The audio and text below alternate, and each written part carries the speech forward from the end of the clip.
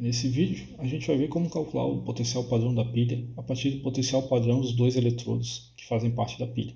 A gente viu que a gente precisa do potencial padrão da pilha, né, para calcular o potencial da pilha, que depende da composição da mistura e também desse potencial padrão. Como é que a gente calcula o potencial padrão? Bem, para um dado par redox, né, como a gente viu antes na notação, um par na esquerda e um par na direita, o potencial padrão da pilha é simplesmente o potencial padrão da espécie que está à direita menos o potencial padrão da espécie que está à esquerda. Então, de acordo com essa equação aqui, né, a gente tem se o eletrodo padrão da pilha, que a gente calcular dessa forma, for maior que 1, a gente tem que o potencial padrão do par à direita é maior que o potencial padrão do par à esquerda. E a consequência disso é que o K é maior que 1.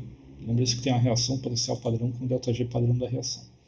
Então, resumidamente, sempre o par com a meia reação, né, com um potencial padrão mais baixo, reduz o par, a meia reação, com um potencial mais alto. Tá? Então, sempre quem tem um potencial padrão muito negativo vai ter uma tendência a se oxidar, a ser o agente redutor, promover a redução de outros. E aquele par, aquela meia reação que tem um potencial padrão muito alto, tende a se reduzir, tende a provocar a oxidação das outras espécies, ou seja, é um forte agente oxidante. Bem, eu vou fazer uns cálculos, tá, para ilustrar o cálculo do potencial padrão, mas assim que você sabe a notação da pilha, e em geral você sabe, é muito fácil calcular. Tá? Bem, sabendo o potencial padrão, a gente pode classificar de maneira qualitativa as espécies numa série eletroquímica. Essa série eletroquímica em cima aqui, a gente tem os metais que têm baixa tendência a se oxidar, que tendem a promover a oxidação dos outros, ou seja, eles se reduzem facilmente, mas dificilmente se oxidam, como por exemplo o ouro, a platina, a prata, o mercúrio. Não é à toa que ouro e platina são metais nobres, né? Que é difícil de oxidar esses metais, eles são bem resistentes à oxidação. E aqui no fundo, né, embaixo, a gente tem os metais que se oxidam facilmente, ou seja, são agentes oxidantes fácil. Né? Eles são agentes redutores, são fortes agentes redutores, né? Provocam a redução das outras espécies porque eles se oxidam fácil, como por exemplo o sódio, o cálcio, o potássio, o magnésio e o alumínio. Né? Por isso que o alumínio às vezes também é usado como metal de sacrifício, né? Que é um metal que eles cobrem um metal mais nobre com esse metal de sacrifício, porque é um metal muitas vezes barato, né? Que se oxida fácil.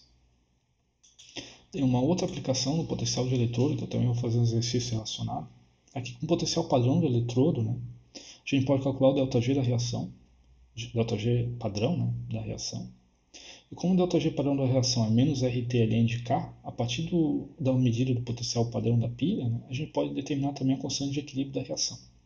Lembrando que todas essas quantidades estão, claro, né, tá aqui na forma que elas estão relacionadas. Né.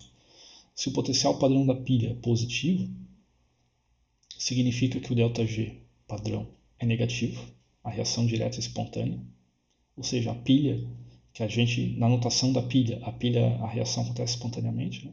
E o K é maior que 1, né? A constante de equilíbrio é maior que 1, a gente tem mais produtos que reagentes no equilíbrio. Bem, agora eu vou fazer um exercício relacionado a calcular o potencial padrão da pilha, para ilustrar principalmente esse slide aqui, e no outro vídeo eu vou fazer um exemplo para calculando o ΔG e a constante de equilíbrio de uma pilha. Então vamos supor que eu queira calcular o potencial padrão dessas duas pilhas. Vamos supor que a gente tem uma pilha do zinco com cobre, né, com esses dois pares aqui, e um do zinco com sódio. Então vamos calcular o potencial padrão da primeira pilha, essa aqui. Lembrando que a gente sempre está assumindo que o da esquerda acontece a oxidação e da direita a redução. Não significa que na prática isso necessariamente vai acontecer, mas com essa notação é isso que a gente está admitindo. Então nesse primeiro caso aqui a gente está admitindo que acontece a oxidação do zinco, né? E acontece a redução do cobre, por causa dessa anotação que a gente escreveu. Quando escreve a pilha desse jeito, é isso que a gente está admitindo. Então o zinco se oxida e o cobre se reduz, formando essa reação redox aqui, combinação dessas duas meia reações, né? Essas duas aqui, a do cobre e a do zinco. E o potencial padrão dessa pilha é o potencial padrão do par à direita, que seria o par cobre 2 cobre, menos o potencial padrão do par à esquerda, que é o par zinco 2 mais zinco.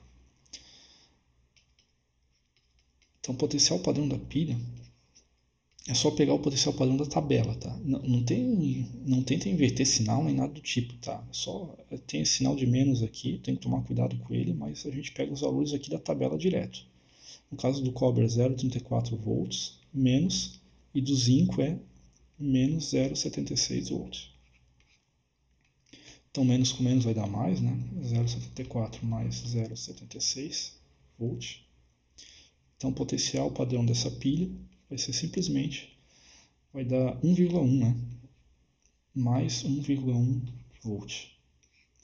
Então, potencial positivo significa que essa reação é espontânea. Realmente isso acontece. Acontece a oxidação do zinco e a redução do cobre quando a gente bota esses dois eletrodos em contato. Tá? Então, a pilha tem um potencial padrão positivo, a reação é espontânea, o ΔG da reação é negativo, e a constante de equilíbrio é maior que 1, ou seja, a gente tem mais produtos do que reagentes no equilíbrio. Ok, agora vamos fazer para o segundo caso, para o outro par. Tá, vamos fazer as contas agora para o outro par. Outro par, a gente está admitindo, do jeito que a gente escreveu a célula, que o zinco se oxida e o sódio se reduz. Então, a gente está admitindo, né, que o zinco se oxida e o sódio se reduz, que seria essa reação aqui. Tá? Zinco 2+, mais sódio. Percebam que no caso aqui a gente agora está comparando o zinco, que envolve um processo de 2 elétrons, e o sódio, um processo que envolve 1 elétron só. Né? Então, para o negócio ficar balanceado eletricamente, né? Porque aqui a gente tem 2 elétrons, né? E aqui a gente tem 1 elétron só sendo perdido. Então aqui a gente tem que multiplicar por 2, porque se o zinco vai doar 2 elétrons, tem que ter 2 sódios para receber esses 2 elétrons. E daí a gente tem que multiplicar aqui por 2 também o sódio.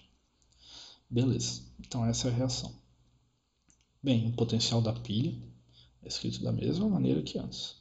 O potencial da pilha é o potencial padrão da espécie à esquerda, que no caso é o par, não uma espécie, né? O par sódio mais sódio, menos o da esquerda, da direita menos o da esquerda, que é o par do zinco. Então agora é só ver os valores na tabela e fazer esse cálculo. Então, voltando aqui, o potencial padrão do sódio a gente tem aqui tabelado, que é menos 2,71 volts.